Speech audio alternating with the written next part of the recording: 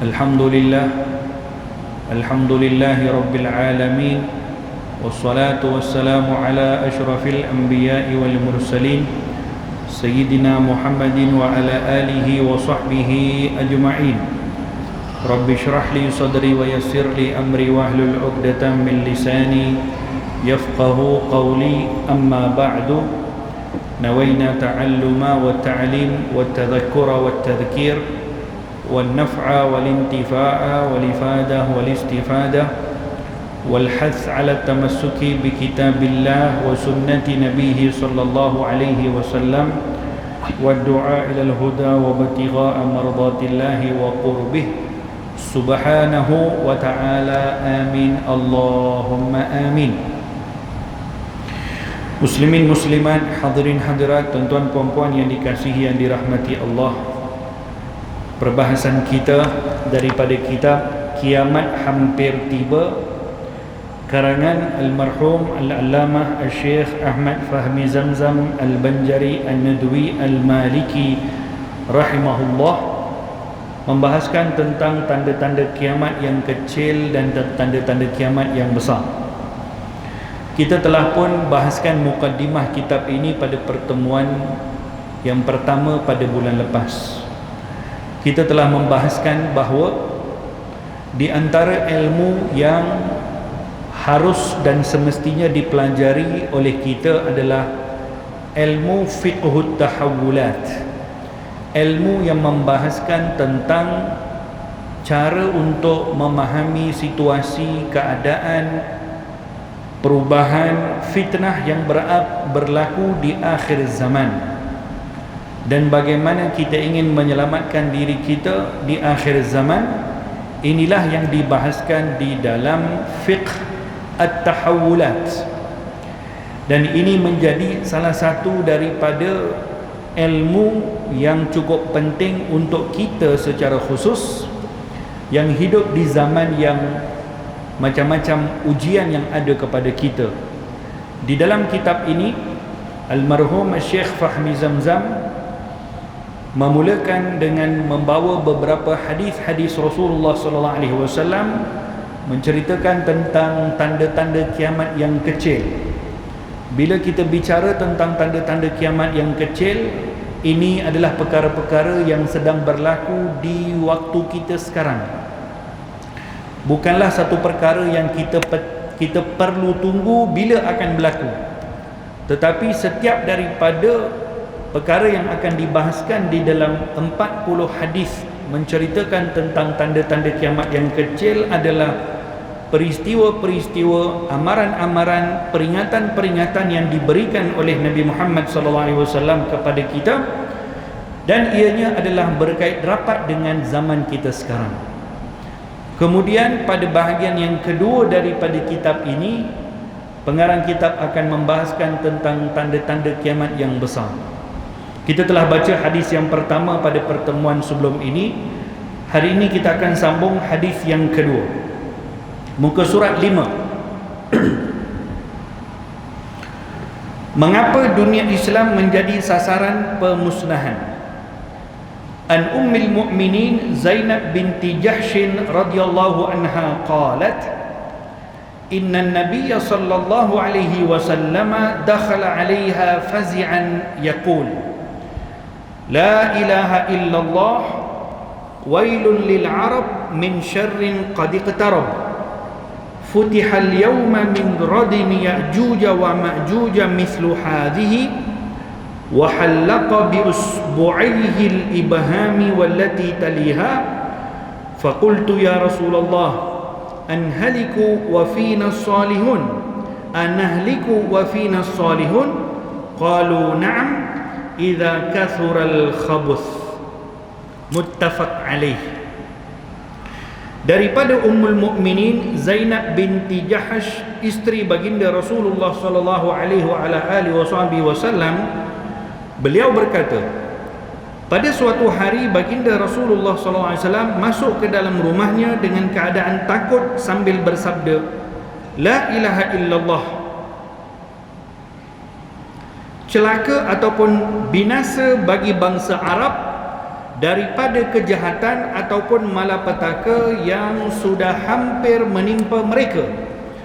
Pada hari ini telah terbuka dari dinding Ya'juj dan Ma'juj seperti ini, dan baginda menemukan hujung ibu jari dan hujung jari yang sebelahnya jari telunjuk, yang dengan itu baginda mengisyaratkan seperti bundaran ataupun seperti bulatan. Saya Zainab binti Jahash bertanya, "Ya Rasulullah, apakah kami akan binasa sedangkan di kalangan kami masih terdapat orang yang soleh?" Lalu baginda Rasulullah SAW bersabda, "Ya, jika kejahatan sudah terlampau banyak." Riwayat Imam Bukhari dan Imam Muslim.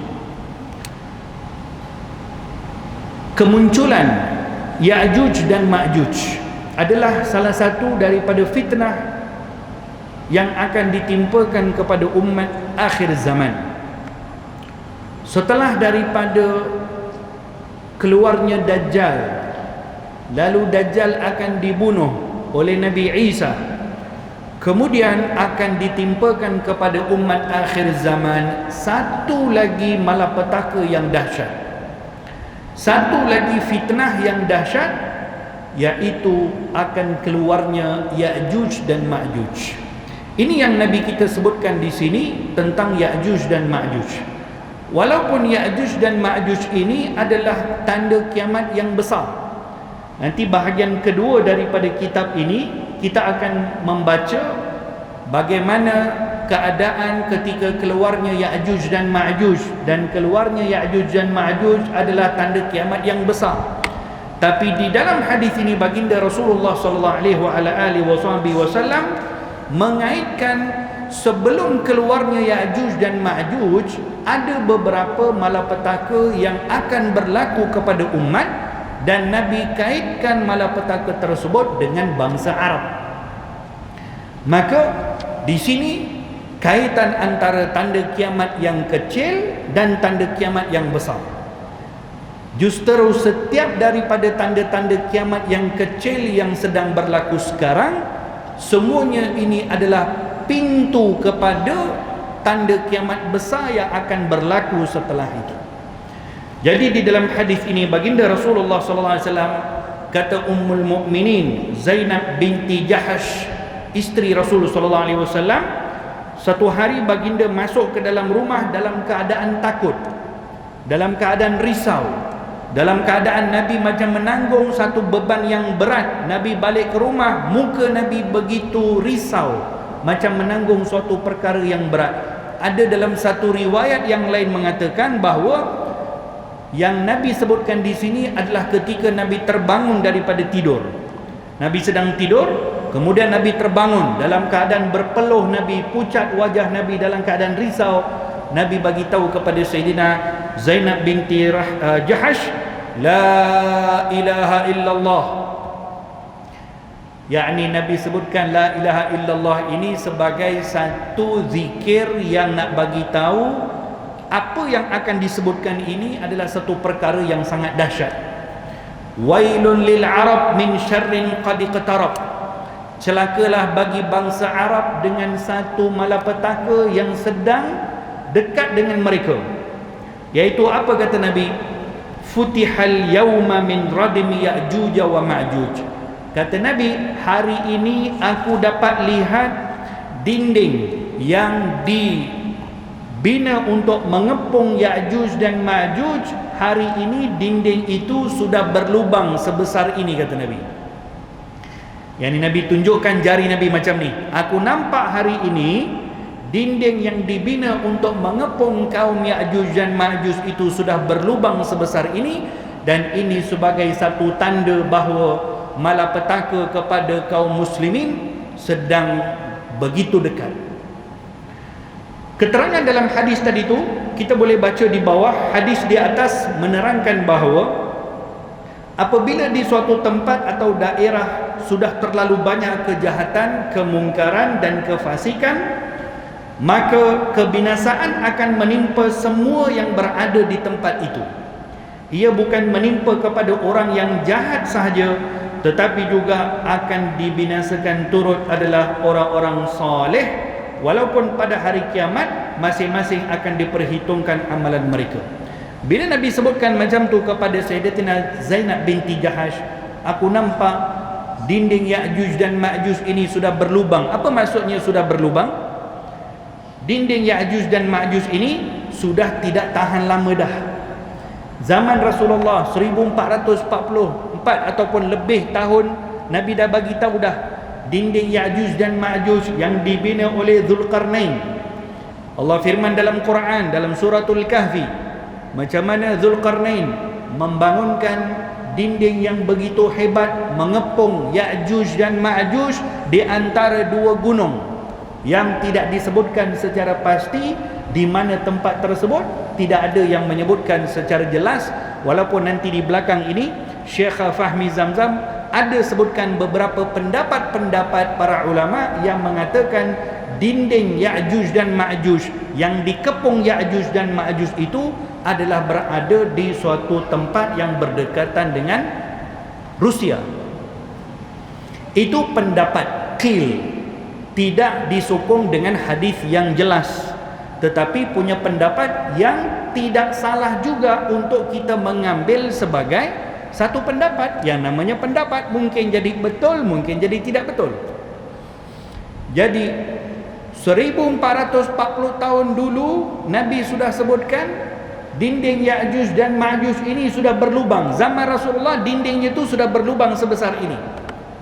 Jadi nak bagi tahu bahawa tidak lama sebetulnya zaman untuk menunggu keluarnya kaum Ya'juj dan Ma'juj. Keluarnya kaum Ya'juj dan Ma'juj atau dinding yang berlubang tadi Nabi kaitkan dengan apa? Wailul lil Arab, kecelakaan bagi bangsa Arab. Bangsa Arab yang dimaksudkan di sini adalah secara umum kepada orang Islam, kerana bahasa rasmi bagi orang Islam di zaman Nabi adalah bahasa Arab. Baginda Rasulullah SAW diutuskan daripada kalangan bangsa Arab. Al-Quran diturunkan di dalam bahasa Arab. Oleh sebab itu Nabi sebutkan, kaitkan, celakalah bagi orang Arab.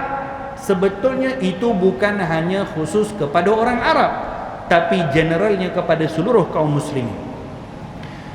Sayyidatina Zainab binti Jahash bila dengar Nabi cerita dengan begitu serius, ini Nabi bukan sebutkan satu benda yang kecil. Nabi sebutkan dinding Ya'juj dan Ma'juj itu sudah berlubang dah, maksudnya tak lama lagi akan keluar.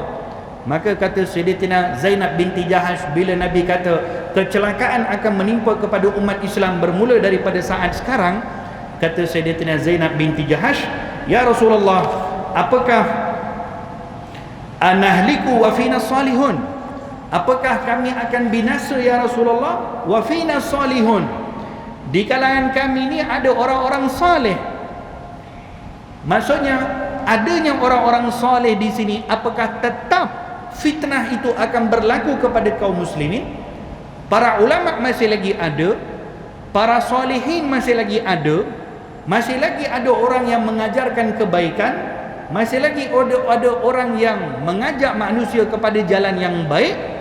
Anahliku, adakah kami tetap akan binasa walaupun ada orang-orang soleh, para aulia, para salihin, para ulama? Maka apa kata Nabi SAW? Kata Nabi, ya, kalaupun masih ada orang-orang soleh, tetap akan binasa jika kejahatan sudah terlalu banyak. Jadi ini satu amaran keras daripada baginda Rasul SAW. Adanya orang-orang soleh di sesuatu negeri, ini satu keberkatan. Dan memang pun Allah Ta'ala jadikan setiap daripada muka bumi di mana-mana pun pasti akan ada para awliya, para solihin. Dan adanya para awliya, para solihin, ahli ibadah, orang-orang baik inilah yang menyebabkan ibadah-ibadah mereka, doa-doa mereka yang menyebabkan Allah turunkan hujan, yang menyebabkan Allah turunkan rahmat di negeri tersebut adalah kerana adanya orang-orang soleh di sesuatu negeri. Semua tempat ada orang soleh.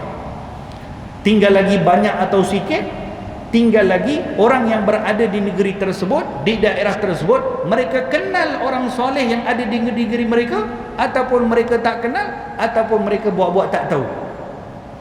Yang pasti orang soleh, para awliya itu ada di setiap tempat. Jadi di dalam hadis ini Nabi kita mengajarkan kepada kita untuk kita mengambil pengajaran bahawa hubungan kita dengan orang-orang soleh ini kena ada. Hubungan kita dengan para ulama-ulama tempatan kita, orang-orang soleh, ahli ibadah, orang-orang baik ni kena ada. Baik mereka itu masih lagi hidup ataupun mereka sudah meninggal dunia. Kerana di sanalah tanda keberkahan yang Allah Ta'ala letakkan di sesuatu tempat. Di negeri Pulau Pinang kita ni, Masya Allah, Tabarakallah, negeri yang barakah. Banyak sirah-sirah orang-orang soleh, banyak cerita-cerita orang-orang soleh, para awliya, para salihin yang pernah sampai sebelum lagi daripada zaman British dulu datang sini pun. Para wali-wali Allah Ta'ala, orang-orang soleh sudah sampai di sini untuk berdakwah mengembangkan agama Allah Subhanahu Wa Ta'ala. Cuma tinggal lagi kita ni tahu atau tidak, itu saja. Berapa ramai daripada para awliya Allah, berapa ramai daripada kalangan Ahlul Bait Nabi SAW yang ada di negeri ini, Masya Allah, Tabarakallah, cukup ramai. Jadi dengan keberkahan-keberkahan mereka inilah kita masih lagi diberkati oleh Allah Subhanahu Wa Ta'ala. Hubungan dengan orang-orang soleh ni kita kena ada. Kemudian Nabi kita sebutkan dalam hadis ini sebagai satu tanggungjawab al-jama'i, tanggungjawab yang perlu diambil secara umum oleh semua orang Islam di suatu tempat adalah bersama-sama membanteras kemaksiatan semampu mungkin, kerana sesuatu musibah yang akan ditimpakan di suatu daerah, di suatu negeri, itu adalah tidak dikira di situ ada orang soleh, ada orang baik, ada orang jahat atau tidak, semua orang akan kena. Sebab tu Nabi kita sebutkan di sini bila ditanya oleh Sayyidatina Zainab binti Jahash, "Ya Rasulullah, adakah kami tetap akan ditimpa kebinasaan di tempat kami walhal kami ini masih ada orang-orang soleh yang mereka ini kalau berdoa doanya mustajab? Adakah kami tetap akan terima kebinasaan?"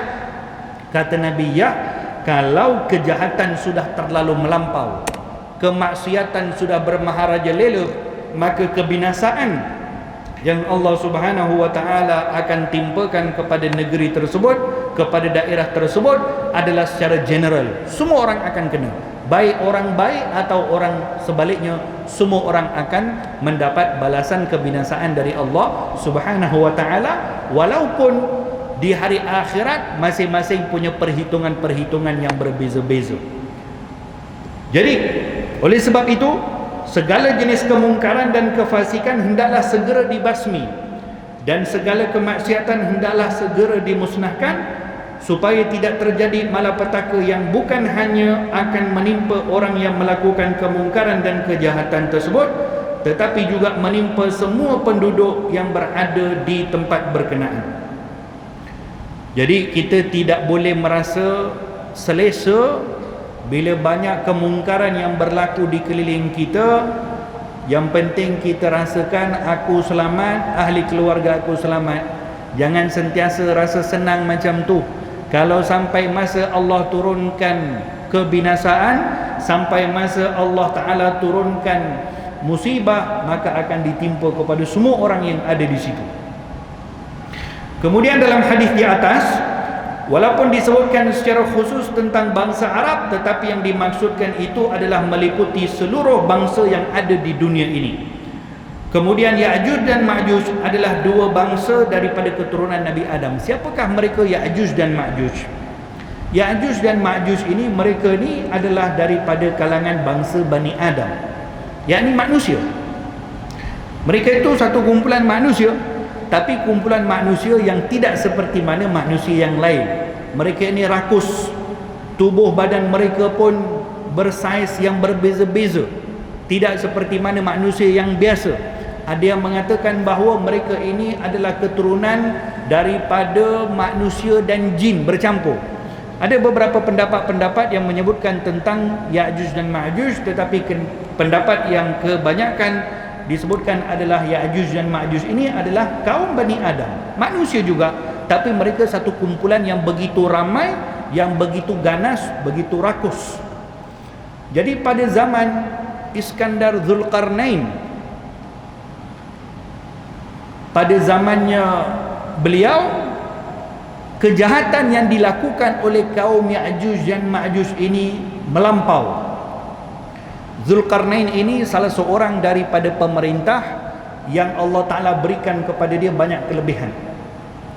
Di dalam kitab tafsir Imam Ibn Katsir disebutkan ada 4 manusia di atas dunia ini yang pernah Allah berikan pemerintahan dia luar biasa.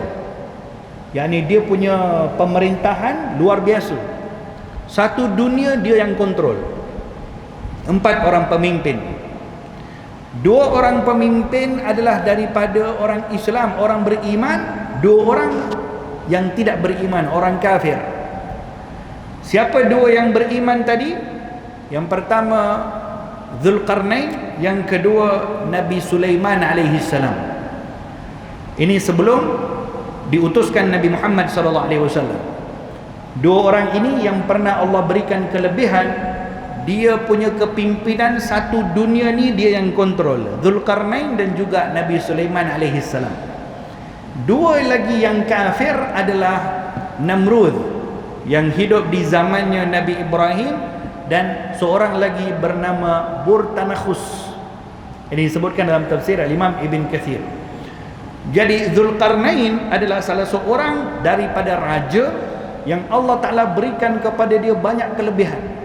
Antara kelebihan yang diberikan kepada Zulkarnain adalah dia punya ilmu meliputi segala perkara yang diperlukan oleh manusia di atas dunia ini. Yang ini seolah-olah tak ada satu ilmu pun dia tak tahu. Semua bahasa dia tahu, semua ilmu dia tahu. Tak kiralah ilmu apa, ilmu nak pergi perang ke, ilmu nak buat senjata ke, ilmu engineering ke, ilmu nak arkitek ke apa, semua jenis ilmu Allah bukakan kepada Zulkarnain. Ini keistimewaan yang Allah berikan kepada Zulkarnain, seorang raja yang soleh. Lalu dia mengembangkan pemerintahannya daripada satu daerah, daripada satu negeri ke satu negeri, sehingga tidak ada satu pun daripada kalangan raja-raja kafir pada zaman dia yang sanggup ataupun yang boleh melawan kepada Zulkarnain, kecuali semua orang akan dikalahkan oleh Zulkarnain. Sampai ke satu negeri, Zulkarnain bila nak pergi ke negeri tersebut untuk mengembangkan agama Allah Subhanahu wa taala, maka dia didatangi oleh penduduk daripada negeri tersebut yang mengadu kepada dia akan kezaliman satu kaum yang ada di negeri tersebut, di mana kezaliman yang dilakukan oleh mereka ni luar biasa. Kaum itulah kaum Ya'juj dan Ma'juj. Jadi Zulkarnain untuk selamatkan kaum ini, satu kaum ini, dia kumpulkan manusia ataupun satu jumlah orang yang ramai pada waktu itu untuk membina satu tembok yang begitu kuat.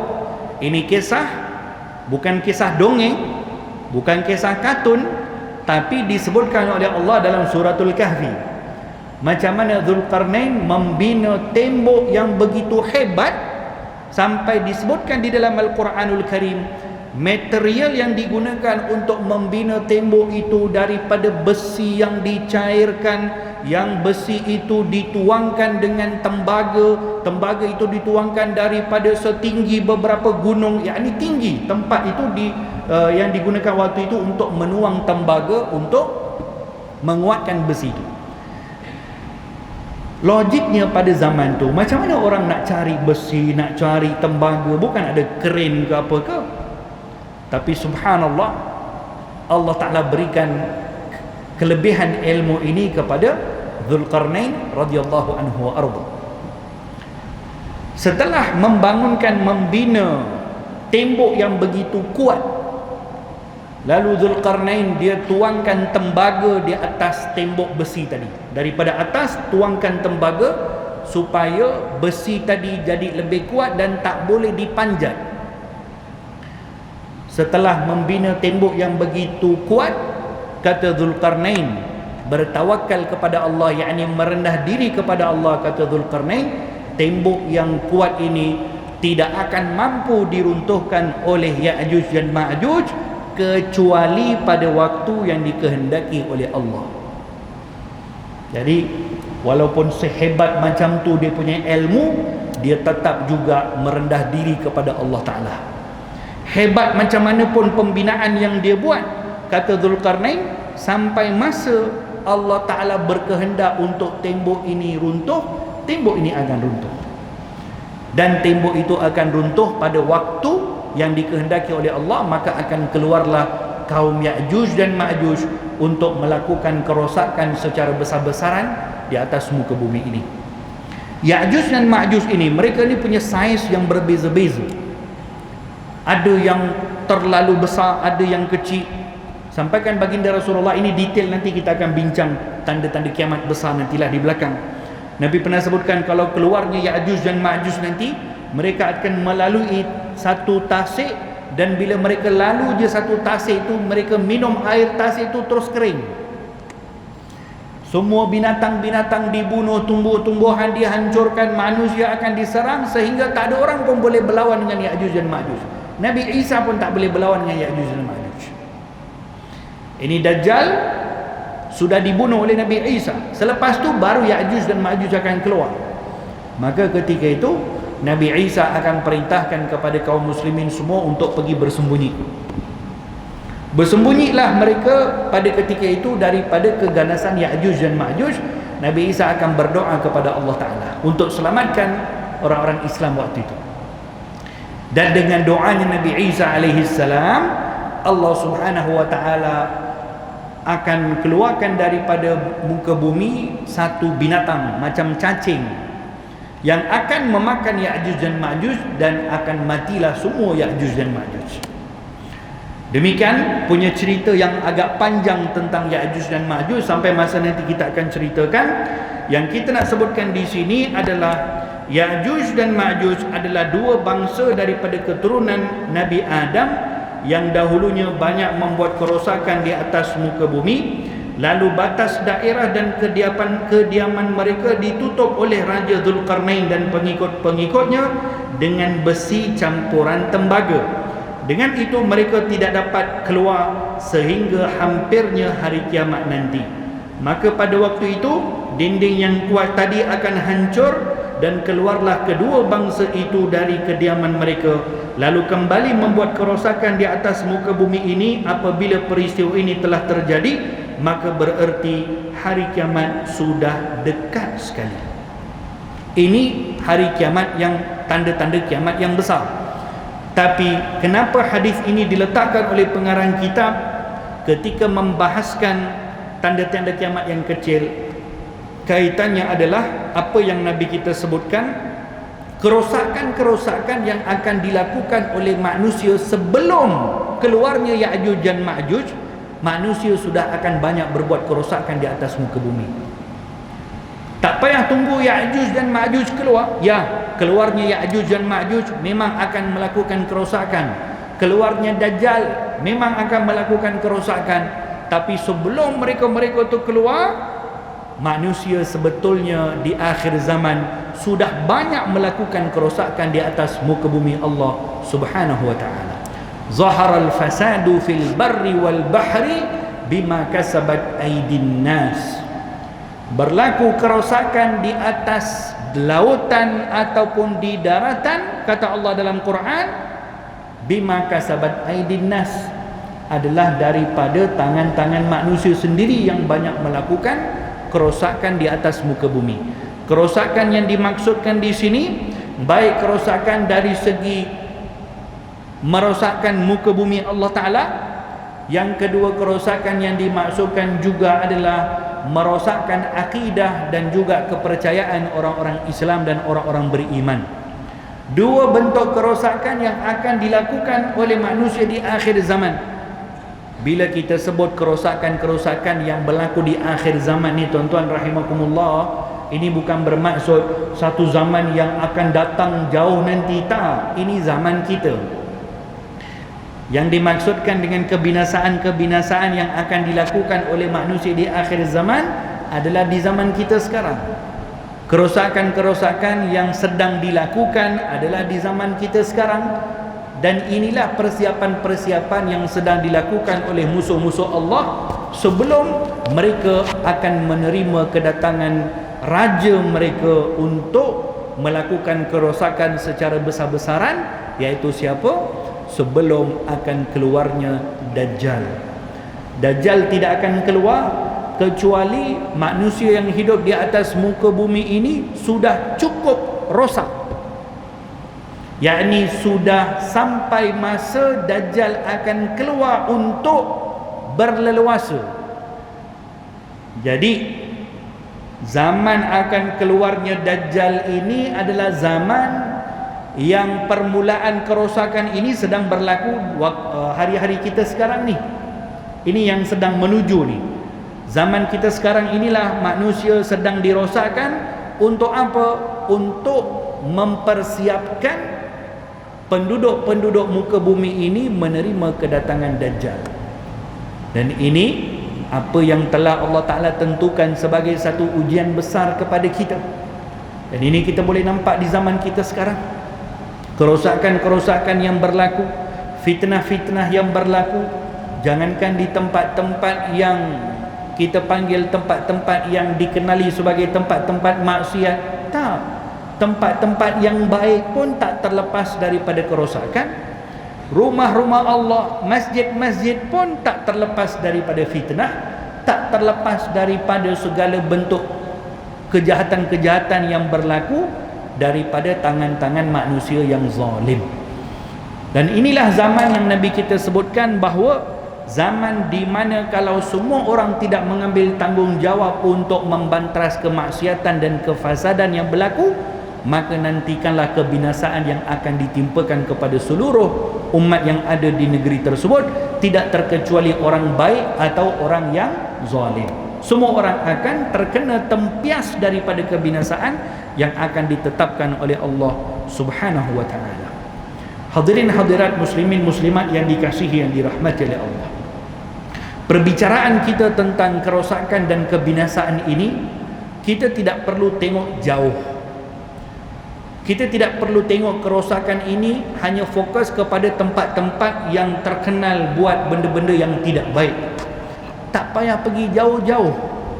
Kerosakan dan kebinasaan di akhir zaman ini akan bermula daripada setiap rumah-rumah orang Islam. Daripada setiap dalam rumah orang Islam akan bermula kerosakan di situ.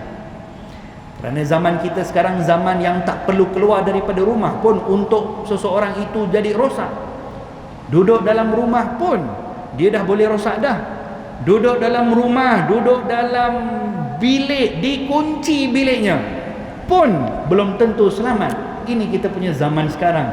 Zaman yang punya cabarannya yang luar biasa. Kalau mungkin 50 tahun dulu, zaman-zaman tuan-tuan haji contohnya, yang dah berusia 50 tahun ke apa contoh sekarang ni kan, zaman-zaman dulu contohnya, kalau mak bapak marah anaknya, duduk dalam rumah, kunci pintu, dah tak ada buat apa-apa dah, tak ada hiburan, tak ada apa dah.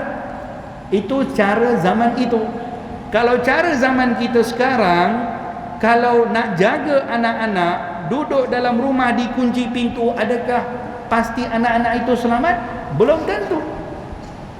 Kerana cabaran kita di zaman kita adalah cabaran media sosial, cabaran yang lebih lagi untuk perlu kita berhati-hati. Zaman kita sekarang memang kita tidak boleh pisahkan perkembangan anak-anak kita dengan penggunaan handphone. Sebab memang tuntutan zaman macam tu sekarang ni. Nak pergi sekolah merendah pun dah kena ada, mungkin dah kena pakai laptop contohnya, dah kena ada grup WhatsApp contohnya, dah kena macam-macam orang panggil teknologi ni dah diserapkan, dan kita tidak boleh lari daripada perkara tersebut. Ini hakikat. Kita tak boleh lari daripada perkara tersebut. Kita tak boleh nak pergi macam zaman 50 tahun dulu, tak nak duduk di dunia internet apa semua, tak boleh. Kerana realiti zaman kita sekarang macam tu. Jadi bila kita berada di dunia seperti ini, usaha yang patut kita lakukan adalah berganda-ganda lagi daripada usaha yang pernah dilakukan oleh orang-orang tua zaman dulu. Zaman sekarang lebih perlu berhati-hati kerana fitnah itu sudah masuk ke setiap rumah orang Islam. Di sinilah Nabi kita ajarkan di dalam hadis ini, daripada soalan Sayyidatina Zainab binti Jahash tadi, kenapa Sayyidatina Zainab tanya, anuhliku wa fina salihun, ya Rasulullah, adakah kita akan binasa dengan fitnah yang berlaku di akhir zaman? Di kalangan kita ada orang-orang soleh. Yakni soalan itu ditanya seolah-olah Sayyidatina Zainab nak bagi tahu, kalaulah kita yang punya hubungan dengan orang soleh pun belum tentu selamat, apa lagi kalau langsung tak punya kaitan dengan orang-orang soleh? Di mana kita akan jumpa orang-orang soleh? Kita tak jumpa orang-orang soleh kecuali datang ke rumah-rumah Allah. Kita tidak akan ada kaitan dengan orang-orang soleh, orang-orang baik, kalau kita tidak ada kaitan dengan masjid. Kalau kita tidak datang ke majlis-majlis ilmu, majlis-majlis zikir, tak ada kaitan dengan masjid, datang masjid pun yang lelaki seminggu sekali je datang sembahyang Jumaat, lalu macam mana kira-kira kita akan punya hubungan dengan orang-orang soleh? Banyak kadang-kadang para ulama-ulama besar datang ke tempat kita pun kita tak tahu. Kita tak kenal para alim ulama, kita tak kenal siapa daripada kalangan orang-orang yang ada di negeri kita, daripada kalangan para alim ulama pun kita tak kenal, orang luar datang pun kita tak kenal. Yang saya maksudkan di sini, para alim ulama ini adalah para masyaikh, orang-orang besar, para ulama-ulama besar yang saya maksudkan. Kalau kita dengar ada para ulama-ulama kibar datang ke tempat kita, maka rebutlah untuk datang ke majlis-majlis mereka, kerana duduk dengan mereka, duduk dalam majlis-majlis mereka, itulah yang akan memberikan kita hubungan dengan orang-orang soleh yang akan sedikit banyak memberikan keselamatan kita di akhir zaman. Di dalam hadis ini juga memberikan pengajaran kepada kita bahawa bagaimana kita perlu siapkan diri kita dan juga ahli keluarga kita supaya kita boleh untuk melangkah daripada satu hari ke satu hari di akhir zaman dengan selamat. Kita satu hari saja melangkah ke depan, itu sudah menunjukkan kita makin menghampiri kepada zaman kehancuran. Kalau kita terlambat, kalau kita tidak mengambil perhatian terhadap perkembangan anak-anak kita, terhadap apa yang berlaku di dalam isi rumah kita, maka kebinasaan itu kita sendiri akan saksikan depan mata kita, macam mana akan hancurnya ahli keluarga kita di depan mata kita dengan fitnah akhir zaman. Mudah-mudahan Allah Subhanahu wa taala selamatkan iman kita, kuatkan iman kita, berikan taufik dan hidayah untuk kita punya hubungan yang kuat dengan rumah-rumah Allah, dengan majlis-majlis ilmu, untuk kita sama-sama memantapkan diri kita, ahli keluarga kita dengan bekalan takwa kepada Allah Subhanahu wa ta'ala. Hadza wabillahi taufik.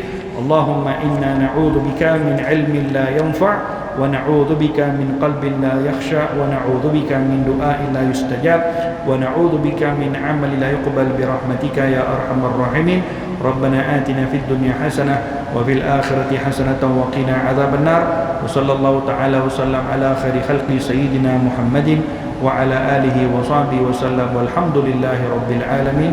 والسلام عليكم ورحمة الله وبركاته.